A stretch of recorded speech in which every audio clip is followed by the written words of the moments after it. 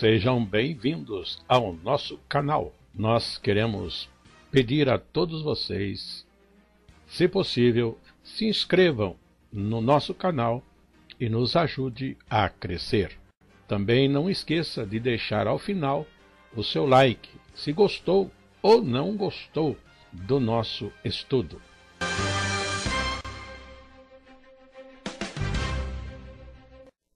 O programa a seguir é de inteira responsabilidade de seus idealizadores e apresentadores.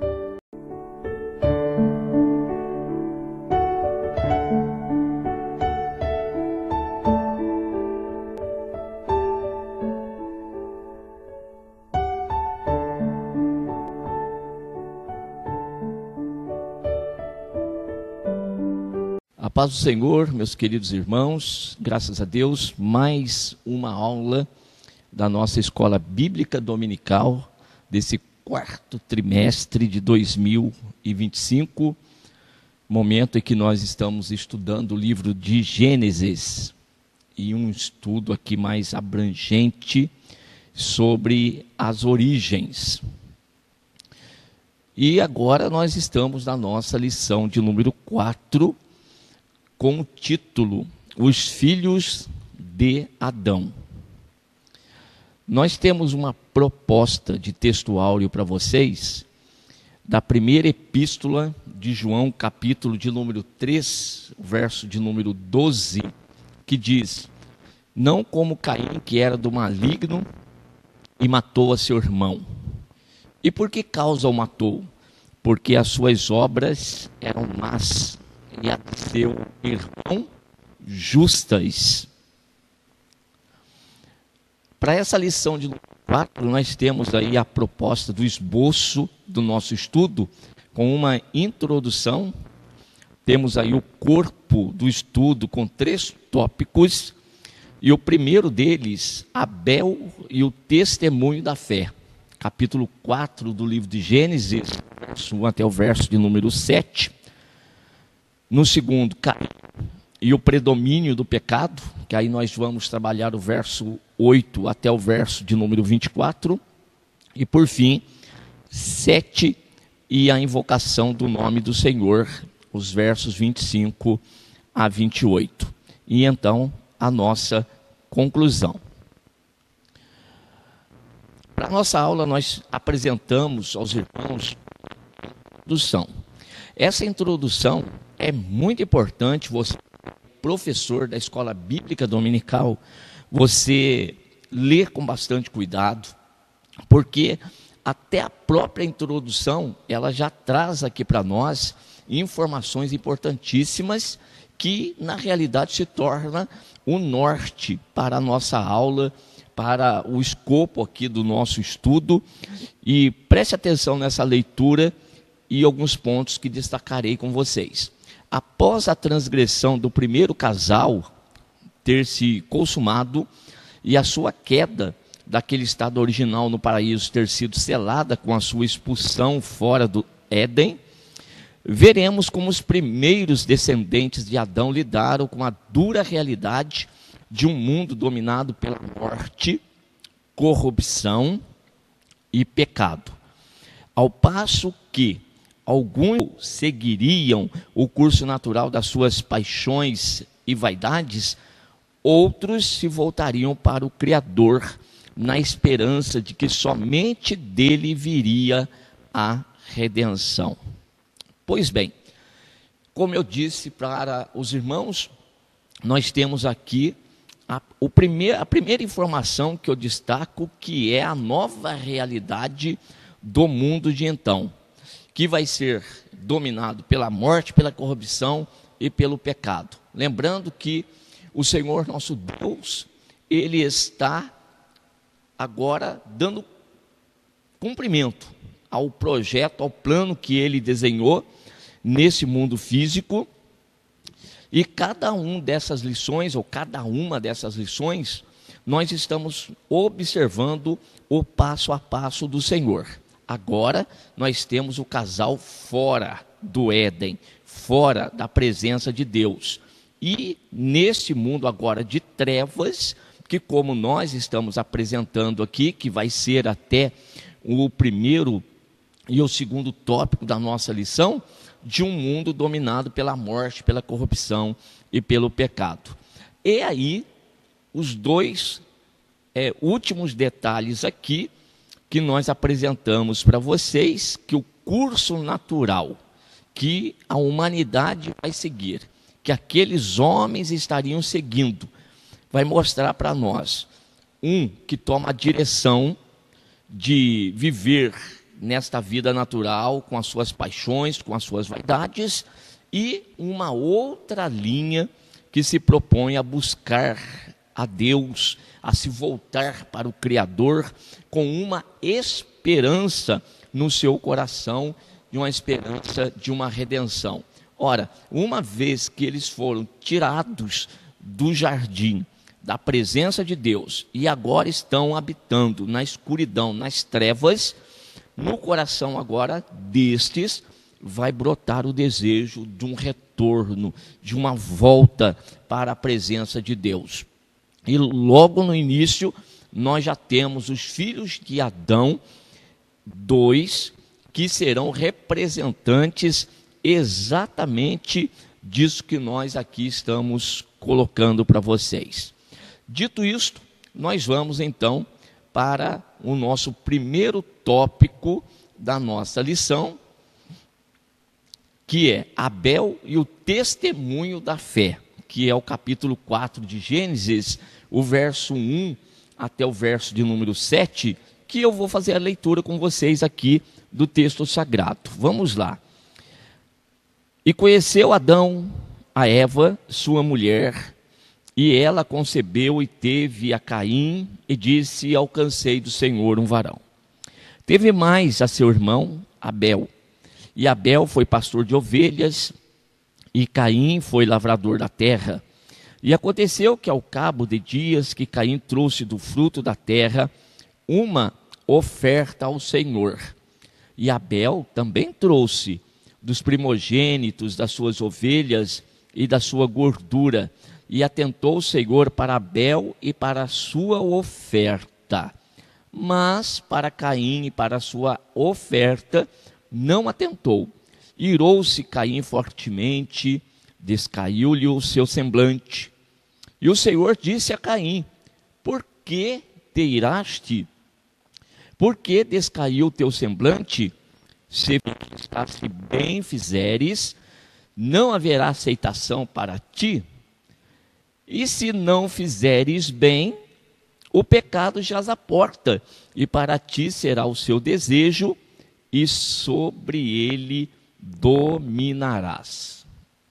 Está aqui o texto que fizemos, a leitura, mas eu vou fazer a leitura agora do comentário do material de classe que nós temos, porque vai estar bem aí alinhado com o texto que nós fizemos a leitura. Vamos lá. Dentre as muitas lições importantes que podemos extrair daquele momento de juízo que Adão e sua mulher tiveram de encarar antes de serem expulsos do jardim, uma delas é a de que, embora destituídos da glória de que desfrutavam no princípio, eles não haviam sido abandonados pelo Criador. Adão e seus descendentes teriam de provar completamente o amargo fruto daquela primeira transgressão, mas em uma demonstração de que todas as adversidades pelas quais passariam contribuiriam para a realização de um propósito maior.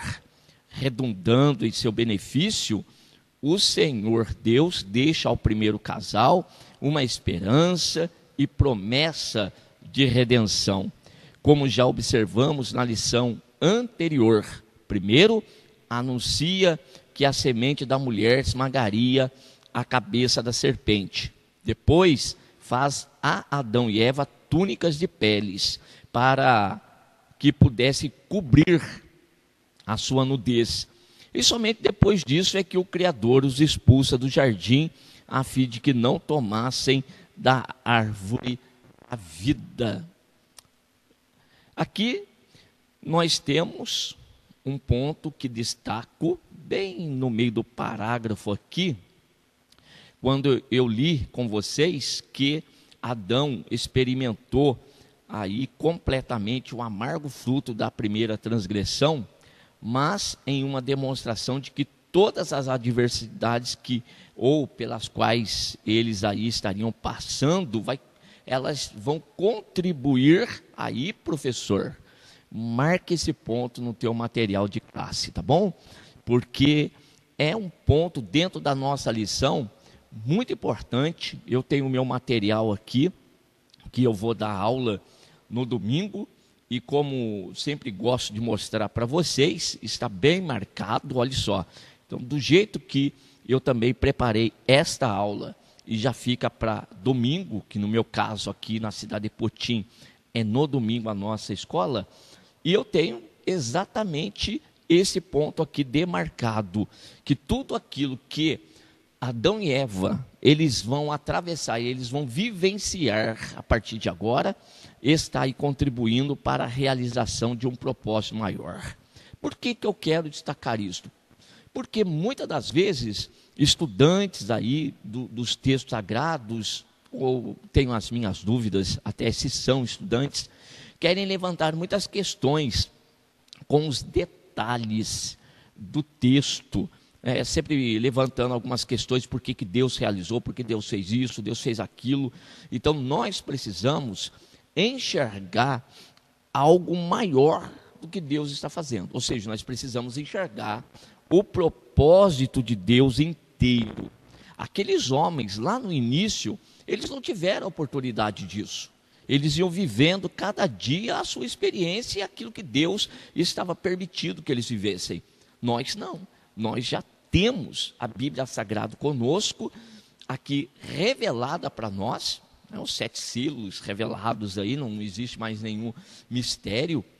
O Senhor Jesus, ele já descortinou tudo para a gente, e ademais ainda temos a Bíblia, ela por completo. Então, nós estamos olhando para trás, algo que já aconteceu, estamos estudando, e nós temos a condição perfeita de enxergar o todo de Deus. Então, o todo do Senhor é o quê?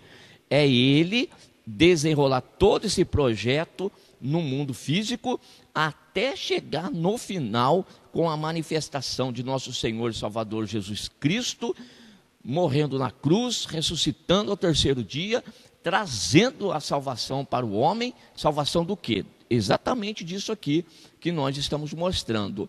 E nós aguardamos a volta de Jesus. Quando Jesus voltar nas nuvens dos céus, então nós subiremos e estaremos com Ele para todos sempre.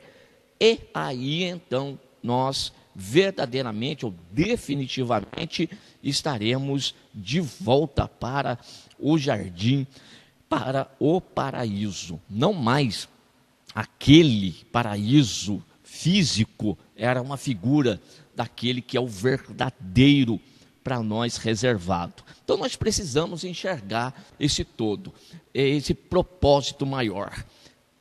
Tendo essa visão, você vai conseguir entender perfeitamente aquilo que Deus está fazendo agora por partes, enxergando o todo, enxergando o propósito maior, você vai conseguir entender as partes desse projeto que Deus aqui está fazendo. Então, esse sofrimento, as adversidades, os problemas que o homem vai enfrentar, faz parte de algo menor que visa fazer nós entendermos um propósito maior, tá bom?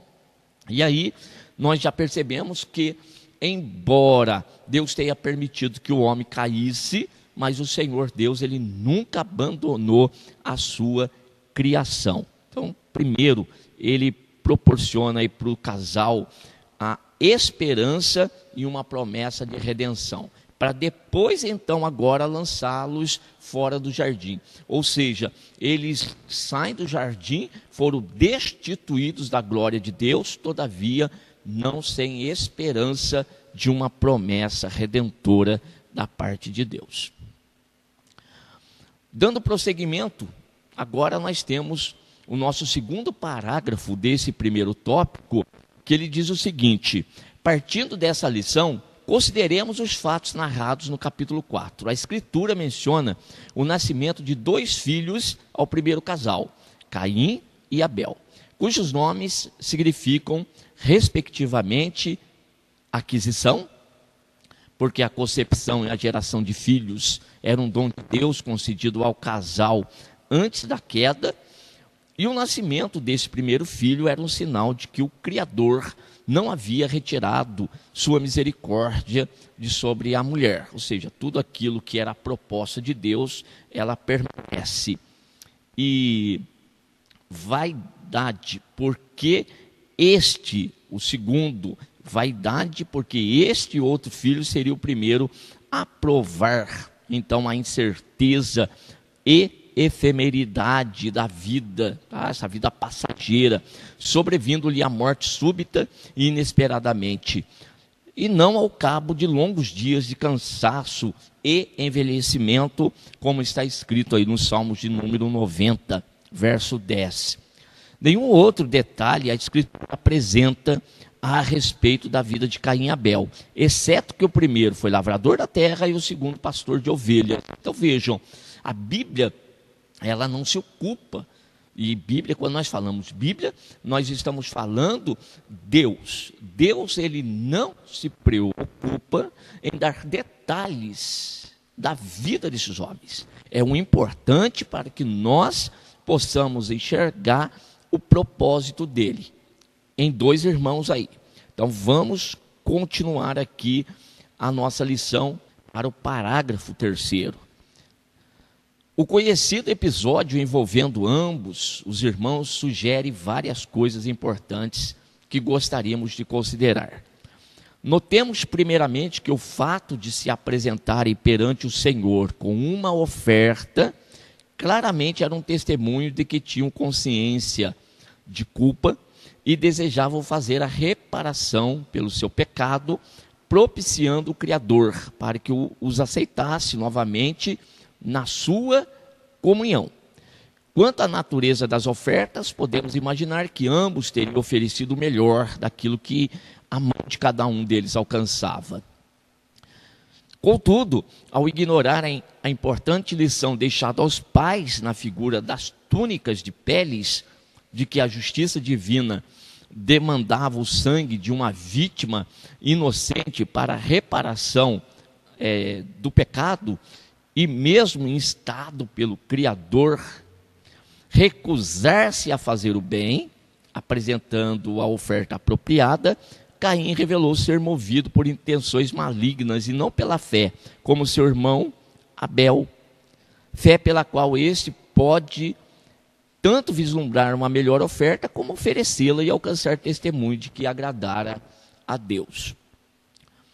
Esses 2 irmãos, eles, por certo, eles foram instruídos pelos seus pais, evidentemente, e que agora eles precisavam buscar a face do Senhor. Lá dentro do jardim existia uma facilidade. O próprio Deus vinha pela viração do dia ali a conversar com o casal. Agora já não. Agora o homem está manchado pelo pecado e destituído, repetimos, destituído da glória de Deus.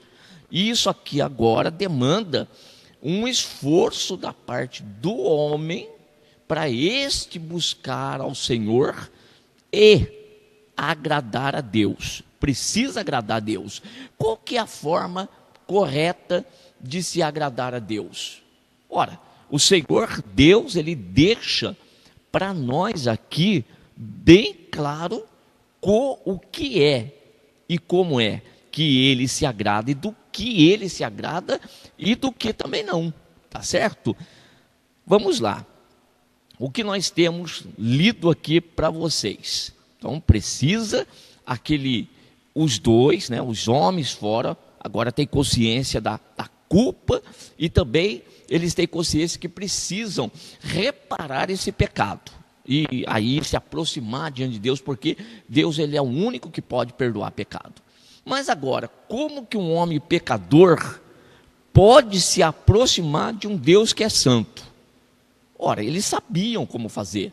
Tanto é que Abel, que era pastor de ovelha, vai tomar aí um cordeiro e vai sacrificar esse cordeiro, vai derramar o sangue desse cordeiro e se apresentar diante do Senhor. Já Caim, o seu irmão, ele vai apresentar aquilo que ele tinha de melhor também, mas dos frutos da terra, tá bom? Ele apresenta. Mas vamos lá, vamos entender o que é que nós temos aqui na questão. Eu li para vocês que Deus, ele recebeu a adoração e a oferta de Abel, tá? A oferta de Abel. Mas para Caim, diz o verso 5 do capítulo 4, mas para Caim e a sua oferta não atentou. E isso aí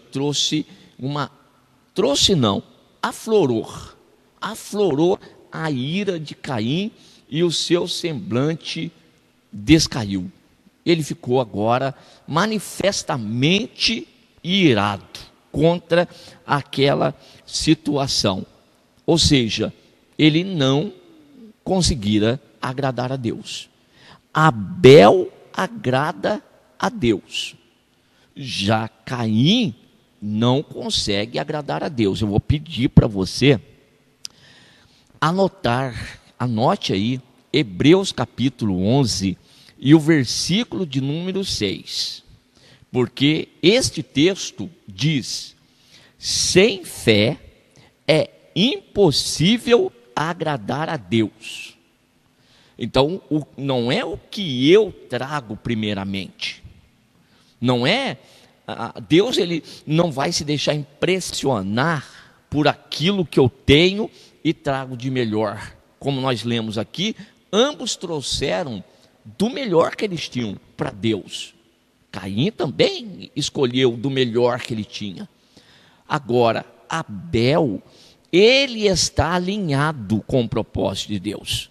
Ele está alinhado com aquilo que Deus está mostrando, que é o meio pelo qual o homem pode se aproximar e atrair a graça, a atenção de Deus. O Abel sabe disso, já Caim não. Caim, ele já tem uma preferência de fazer as coisas do seu jeito. Todas as vezes que eu toco neste assunto aqui, de Gênesis capítulo 4, verso 5, quer seja em estudo na igreja ou em pregação, eu gosto sempre de destacar o seguinte: quando um homem se apresenta diante de Deus e traz uma oferta diante do Senhor, qual é a primeira coisa que Deus, o Senhor Deus, vai observar neste que se aproxima de diante dele? A primeira coisa, Deus vai sondar o coração do adorador. É o primeiro ponto. O primeiro crivo de Deus é, então, ver esse homem e encontrar nesse homem que ele realmente é um verdadeiro adorador. Agora, para ser esse verdadeiro adorador, tem que estar com fé, cheio de fé no seu coração. E quem tem fé sabe o que fazer, como fazer para agradar a Deus. Aliás, tem esse propósito. Eu vou me apresentar diante do Senhor porque eu quero agradar a Deus. Eu não venho para um culto, e não deveria ser assim. O propósito primeiro do meu culto a Deus, chegar aqui para pedir algo para Deus, com a intenção de receber algo de Deus. Infelizmente, essa ideia, ela está muito disseminada no meio cristão, mas está equivocada, porque eu me apresento diante do Senhor Deus, primeiramente sou eu que tenho que ofertar, sou eu que tenho que me dar diante do Senhor. Então primeiro eu ofereço, primeiro eu me entrego, para depois então eu, segundo a graça, alcancei a graça, a misericórdia de Deus, aí sim eu vou receber de repente aquilo que está no meu coração, eu vou receber de Deus. Afinal, eu sou uma pessoa necessitada de Deus, mas primeiramente ofereço, entrego ao Senhor, tá bom? E aí, nós acabamos de ler aqui que Abel, ele naquela figura que os pais lhe tinham apresentado a respeito das túnicas de peles, ele acabou fazendo assim, derramando o sangue de uma vítima inocente para reparar o seu pecado. Olha, preste atenção. Para eu não morrer, eu pego um cordeiro, que é agora uma vítima inocente, não tem nada a ver com o meu pecado, no entanto, ele vai morrer para que eu possa viver. Então, uma vítima inocente para reparar o meu pecado. Isso já também numa figura que nós precisamos já estar de olho, já visualizando, enxergando. Então Abel apresenta a sua oferta de modo, a oferta apropriada. E como eu estava dizendo, e o coração, que Deus sonda primeiro. Abel, então, tinha fé. Abel era um verdadeiro adorador. Então, o primeiro crivo de Deus, Abel passou. Perfeito. Tem fé, se apresenta como um verdadeiro adorador, então já foi aprovado pelo Senhor. Mas tem o segundo ponto, porque eu, com a minha sinceridade, com a minha integridade, com a verdade no meu coração, me apresentando como um verdadeiro adorador, aí eu posso trazer qualquer coisa para Deus, então, que Deus vai aceitar? Negativo. Agora tem o segundo passo, agora tem a segunda exigência. Qual que é a segunda exigência? Agora a minha oferta também tem que agradar ao Senhor. Então, primeiramente, eu agrado a Deus como adorador, sondou meu coração. Agora Deus vai analisar a minha oferta. Abel se apresenta diante do Senhor e Deus aprova. E agora a oferta de Abel, perfeito, tá legal. Deus agora recebeu a adoração. O louvor, a adoração de Abel chega até Deus como um cheiro suave. E ele então recebe a graça do Senhor. Analisando Caim, pronto, Deus já sonda o coração de Caim. Passou no primeiro crivo? Já não.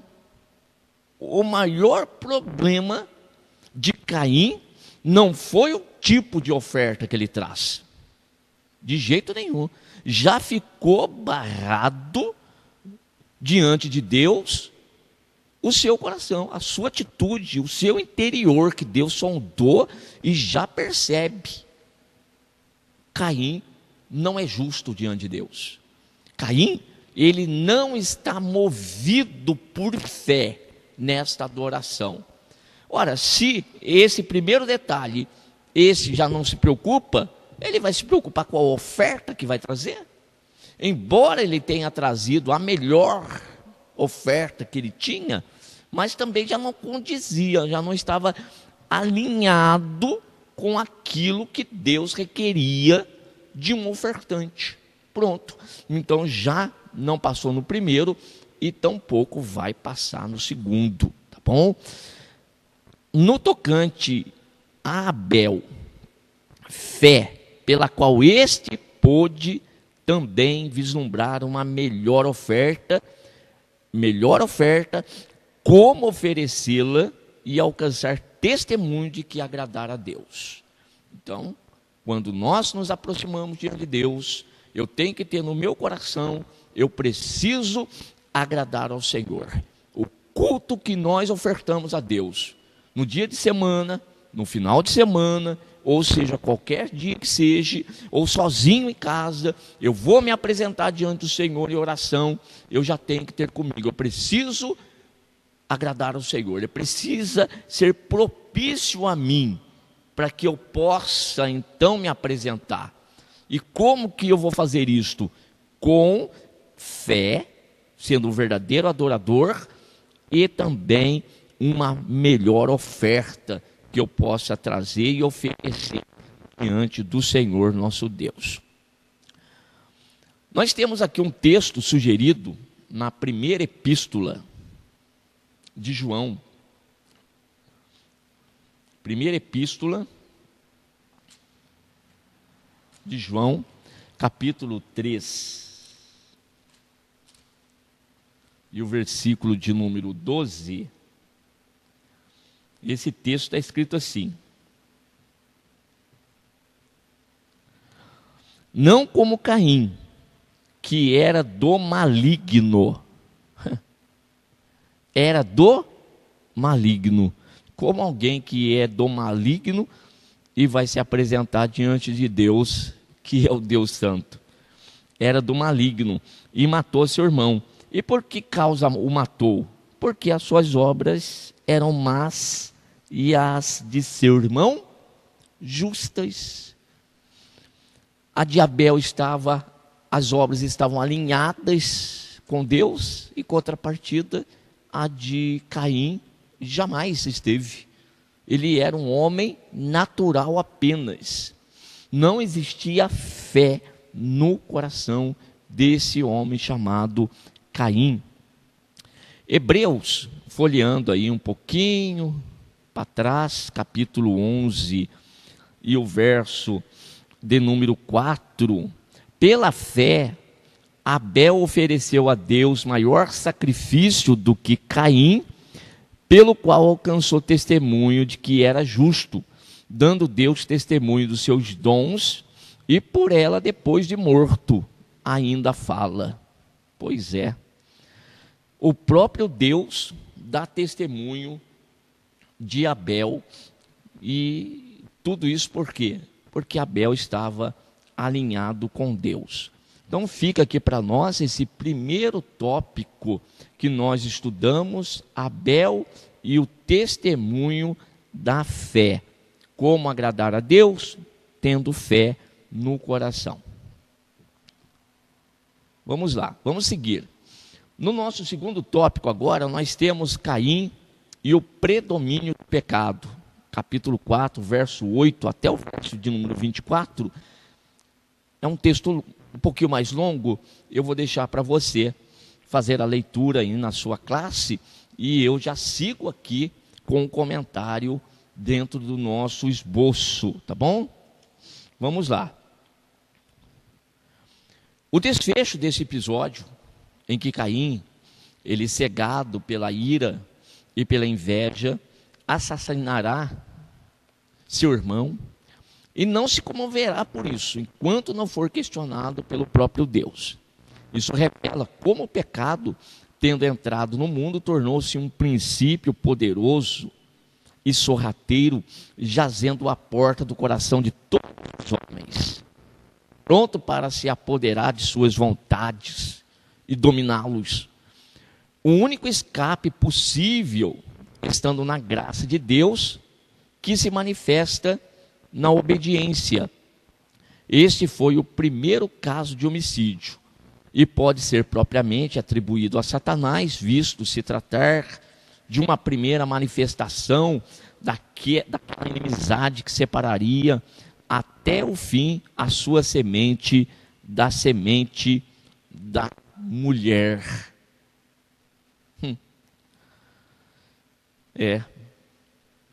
Caim e Abel, como nós já dissemos, são duas ramificações que Deus aqui está deixando para nós.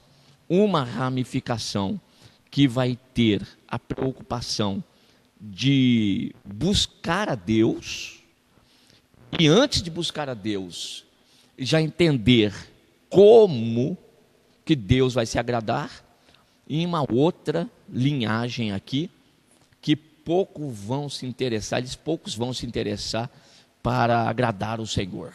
Eles até querem se apresentar e se apresentam diante de Deus, todavia não existe uma mínima vontade de agradar ao Senhor Deus. E isso aqui nós temos referências que depois você pode ler com cuidado também. Eu vou fazer, já que a minha Bíblia está aberta aqui em Hebreus, eu vou ler Hebreus capítulo 4, verso de número 16. Cheguemos, pois, com confiança ao trono da graça, para que possamos alcançar misericórdia e achar graça, a fim de sermos ajudados em tempo oportuno. Olha a forma como nós devemos chegar. Primeiro, com confiança. E chegar com confiança para que nós possamos aí ser ajudados em tempo oportuno.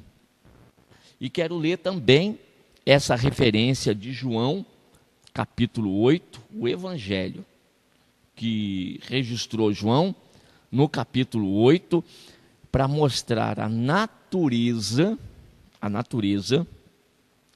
destes que não querem saber de agradar a Deus. Como eu disse, existe até um grupo que eles têm a preocupação de se apresentar diante do Senhor, mas eles não querem fazer do jeito certo. Essa é a realidade. Eu quero me achegar diante de Deus, eu quero me aproximar de Deus, mas eu não quero fazer do jeito de Deus. Eu estou querendo fazer do meu jeito. Não serve, irmãos. Não adianta. Pode até ter uma aparência de piedade. Pode ter até diante dos olhos dos homens aplausos. Oh, que maravilha! Mas o que adianta isso se Deus não está recebendo? Não é tudo que nós, aí na intenção de chegar diante do Senhor, não vai ser tudo que Deus vai estar aceitando.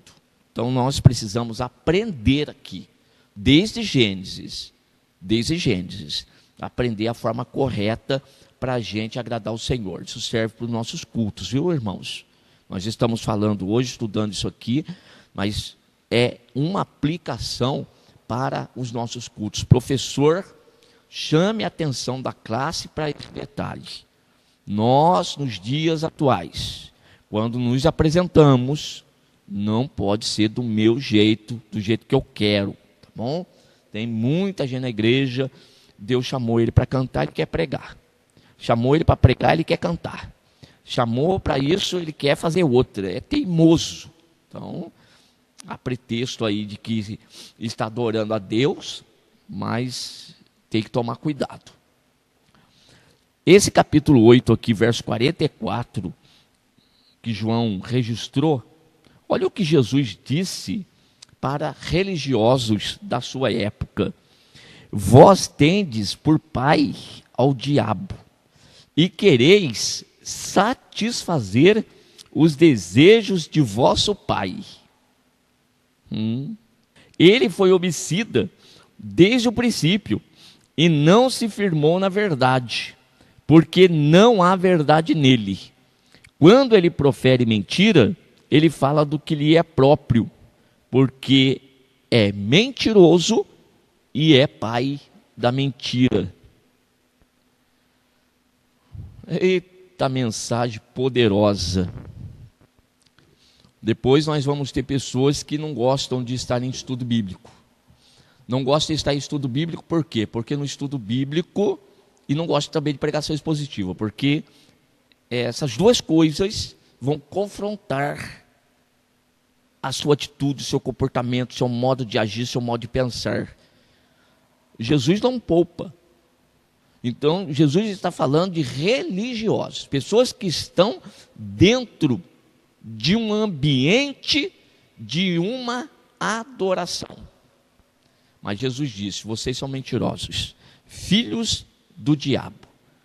E ainda nesse tópico, nesse parágrafo desse segundo tópico, notemos o tom ofensivo da resposta de Caim quando questionado pelo Criador, como se Deus não soubesse o que realmente havia acontecido com Abel.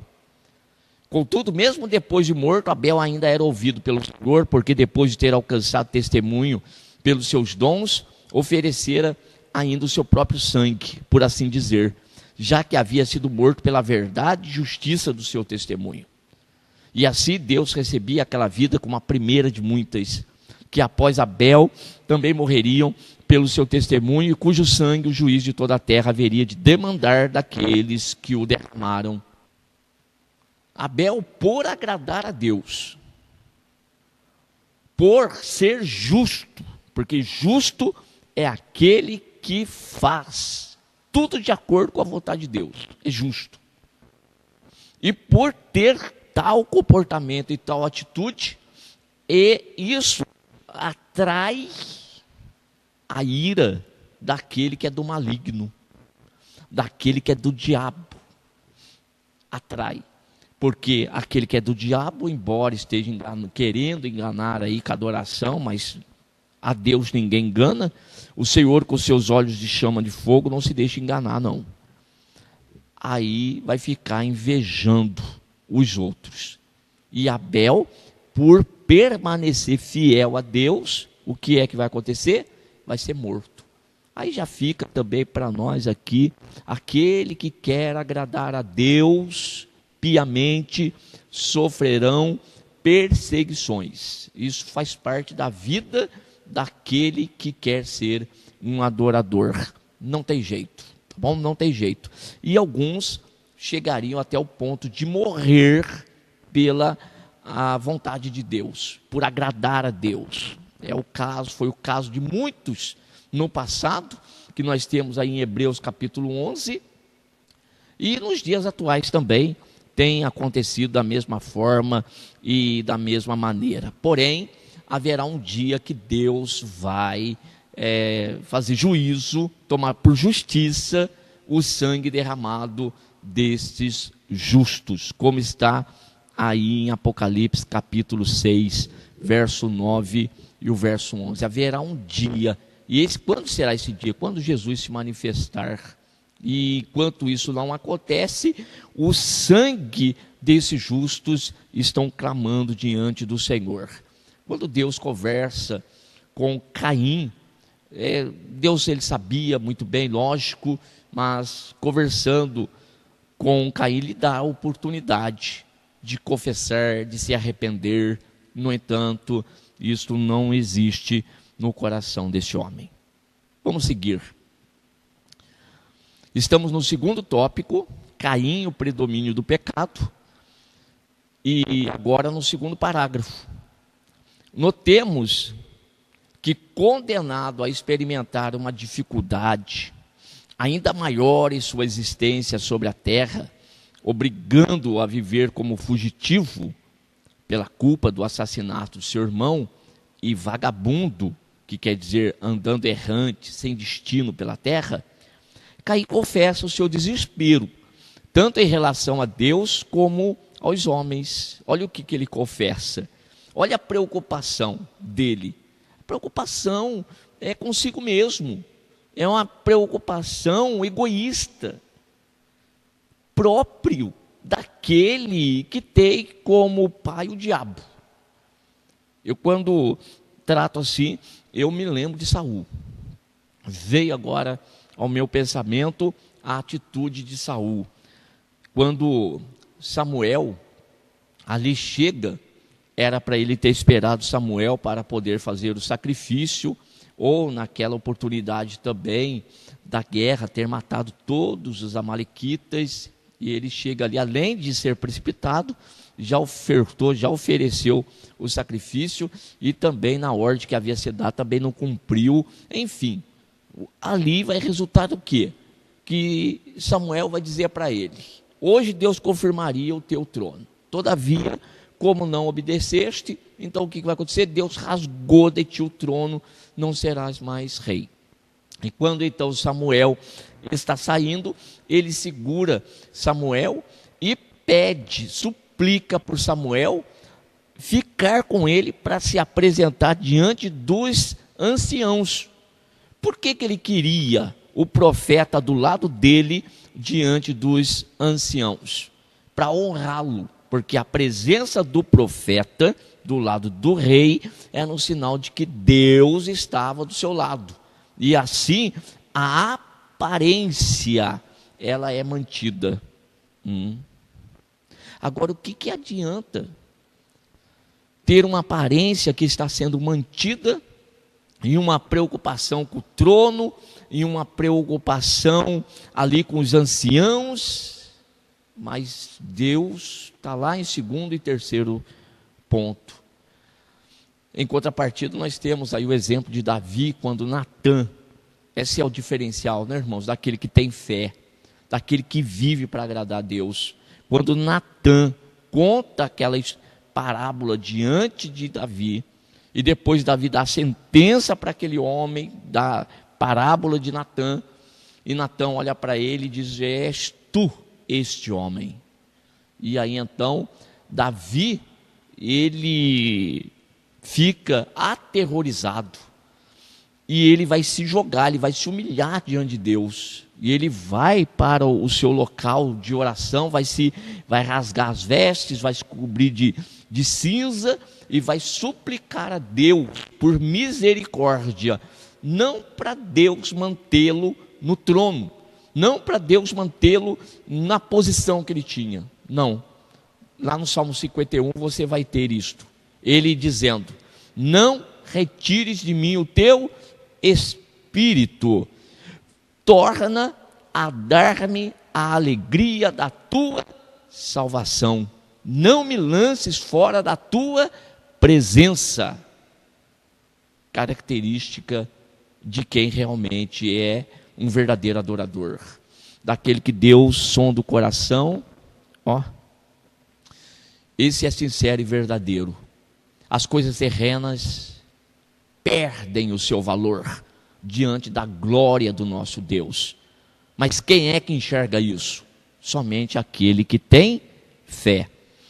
Dentre os descendentes de Caim, a Escritura chama a atenção para Lameque, cujos filhos tornaram-se pioneiros em diversos ramos das atividades humanas, mas que fez ele próprio a sua fama, seguindo os passos de seu antepassado Caim, de modo que seu crime se tornaria proverbial e contribuiria para aumentar e perpetuar a corrupção moral daquela humanidade antediluviana.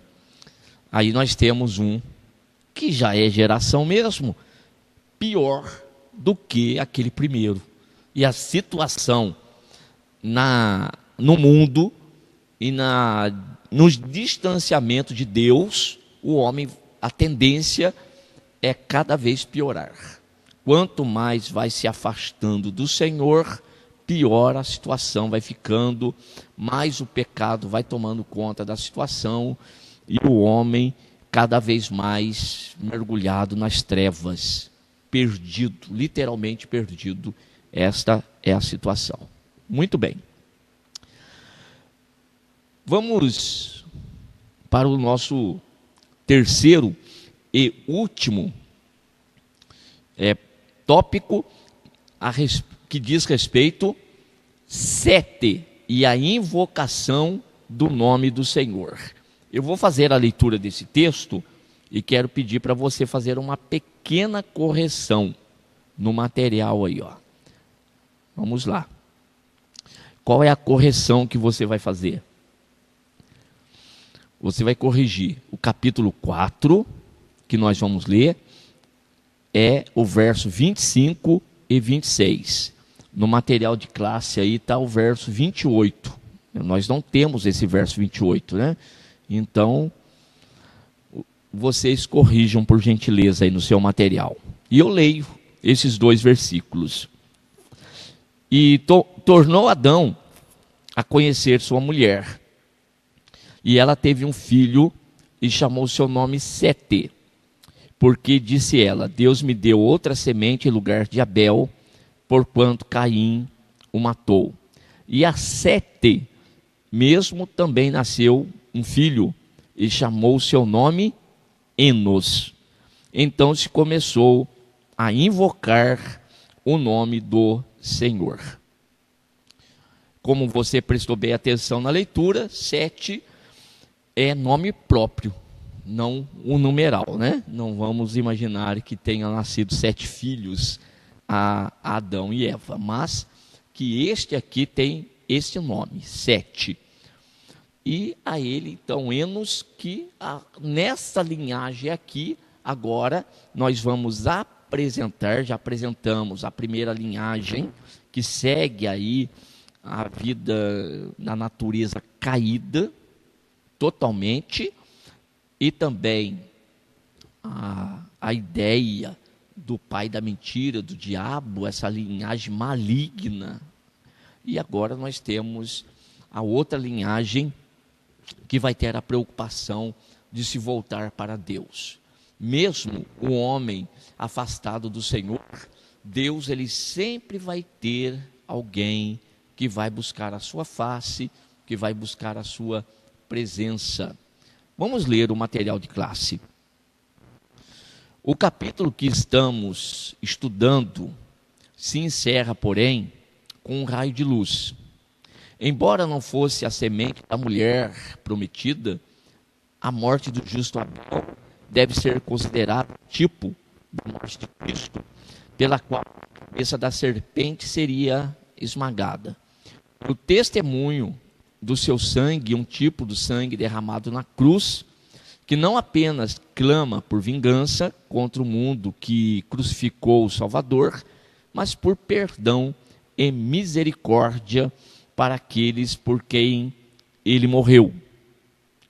Mas considerando que agora Abel estava morto e que Caim e seus descendentes se revelavam como semente da serpente, Eva, ao dar à luz outro filho, sabiamente o chama de Sete, pois vê nele uma compensação pela perda de ambos os filhos, nos quais havia depositado sua esperança.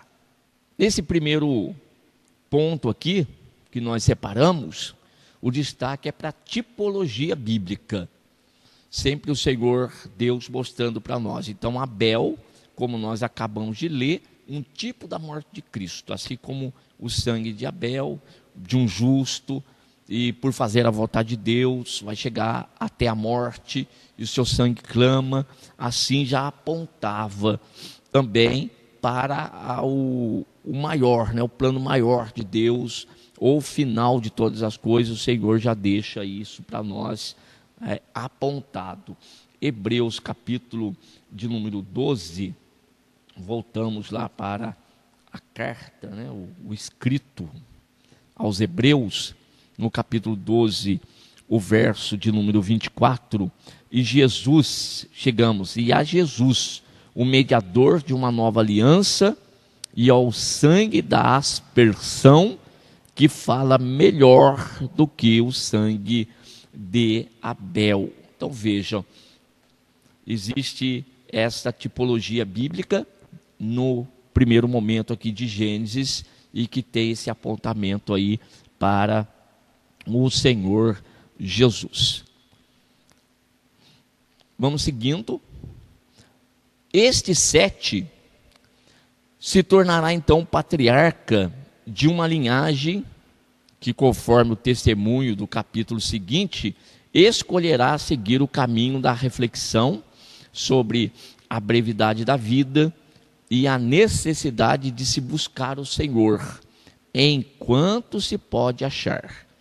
O que é expresso resumidamente no fato de o patriarca ter dado a seu filho o nome de Enos, que significa ser fraco, mortal, como também no testemunho da Escritura de que a partir de então se começou a buscar o nome do Senhor. Nos dois irmãos, Caim e Abel, Abel buscou, ambos buscaram, mas Abel, ele que teve a graça, recebeu a graça do Senhor, porém, como nós já destacamos, foi morto pelo seu próprio irmão, que sufocou agora uma geração de buscar a face do Senhor Deus. Então, o Senhor fica, digamos assim, sem um representante aqui na caminhada, porque aquele que o representaria ali bem, agora ele está morto. Permanece Caim aí na sua linhagem, cada vez vai ficando a coisa pior do que já estava. Eu sempre destaco também, imagine, a Bíblia diz que o salário do pecado é a morte. E qual que é a primeira morte que esses homens experimentam? A primeira, experimentado por Adão e Eva, é a morte espiritual.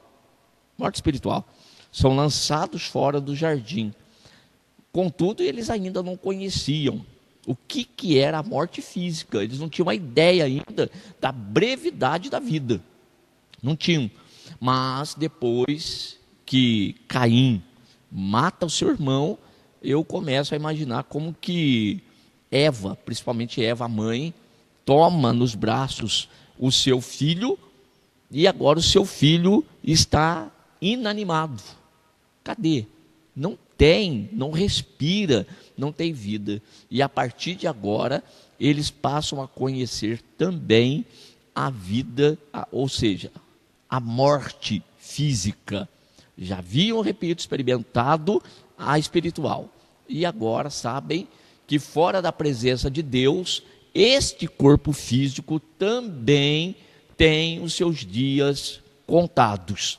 Embora naquela época, principalmente essa geração antediluviana, elas tinham essa capacidade, né? A geração, a humanidade antediluviana tinha essa capacidade de uma vida de anos, dias, mais dias sobre a terra, e eles ainda não enxergavam o final dele. Mas em Abel, ele já tem uma ideia de que essa vida agora no corpo físico poderia demorar o quanto demorasse, mas terminaria a caminhada, né? Terminaria.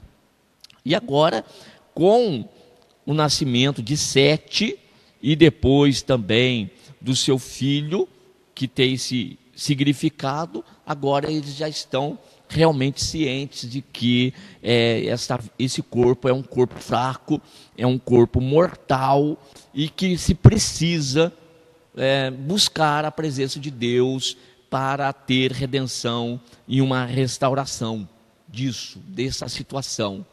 E o salário do pecado, morte.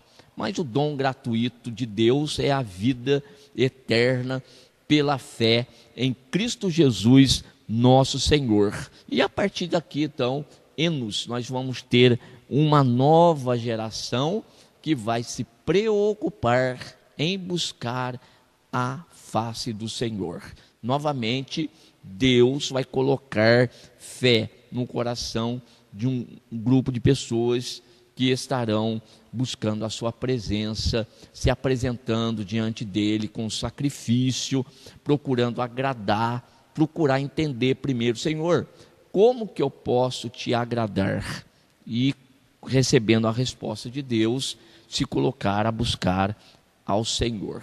Tá bom? Então, esta foi a nossa lição de número 4. Os filhos de Adão. Apresento para vocês novamente o nosso esboço com uma introdução que nós apresentamos aí, e agora lá embaixo a conclusão, a nossa conclusão.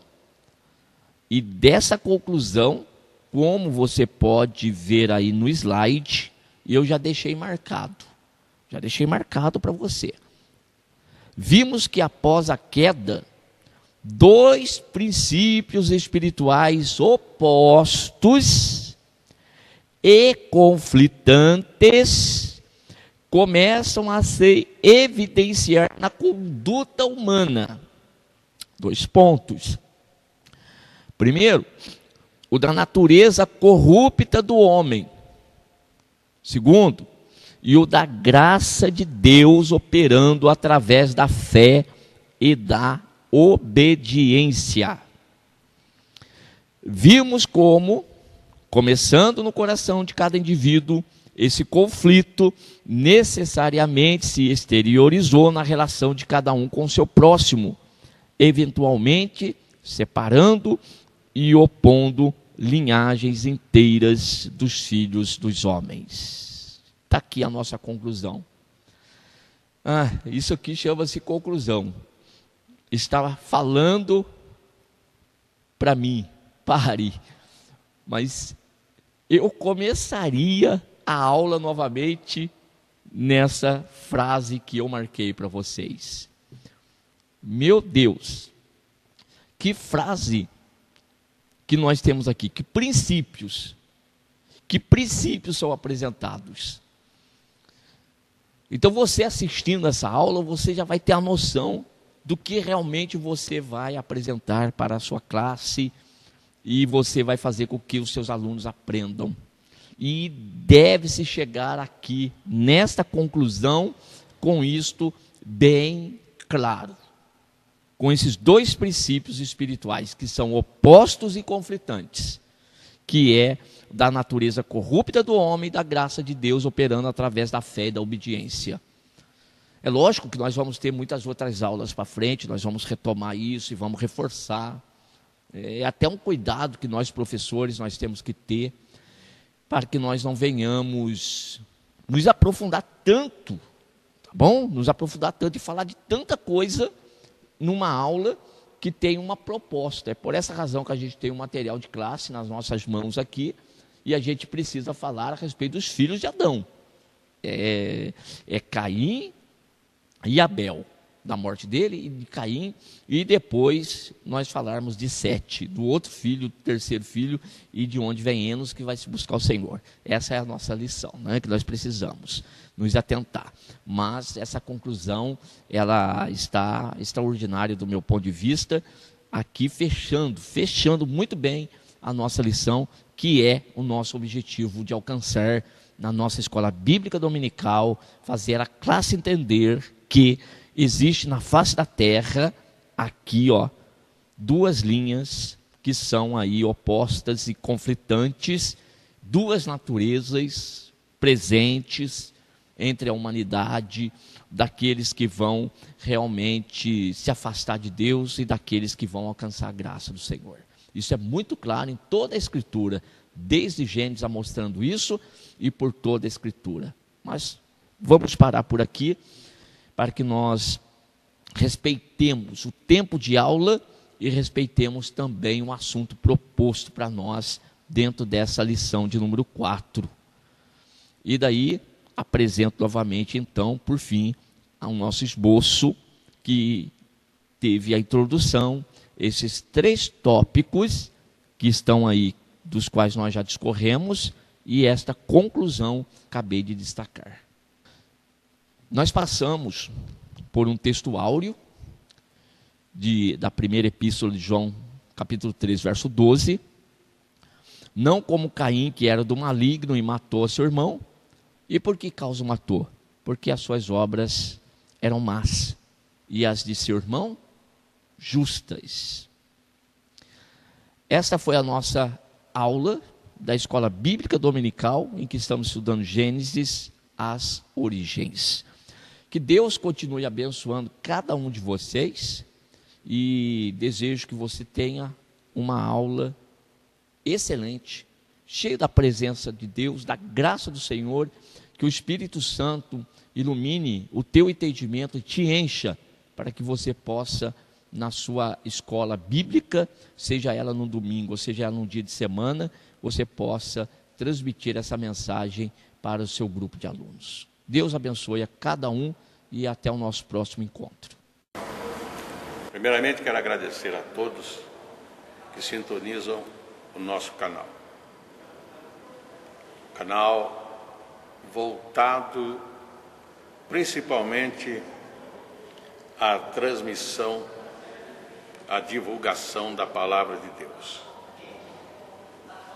E ao encerrar o estudo desta noite, eu quero pedir a todos vocês, os que ainda não são inscritos em nosso canal, se inscrevam. Se inscrevam. Logo aí embaixo está aí a palavra inscreva-se. Clica nela. Somente isso. Se o estudo desta noite foi do teu agrado, você gostou, você concordou, clica aí no gostei. Gostei. Se você não gostou, é um direito seu. É um direito seu não gostar. Mas você pode manifestar isso. Para nós será importante isso. Saber que alguém não gostou. Clique Não gostei. Fácil. Não vai identificar você, nada. Simplesmente você vai expressar a sua opinião. Gostei, dedão para cima. Não gostei, dedão para baixo. E também pode, se você acha interessante compartilhar com seus amigos, compartilhe o nosso trabalho. Compartilhe. Aí embaixo, compartilhe.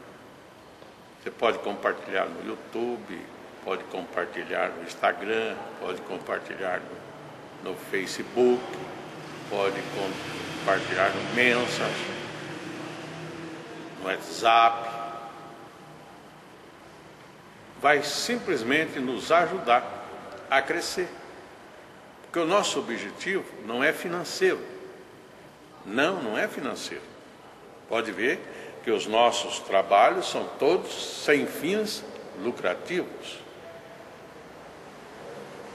Coopere conosco. Nos ajude. Temos também os nossos blogs, a nossa emissora na web, a Rádio Net Grata Nova.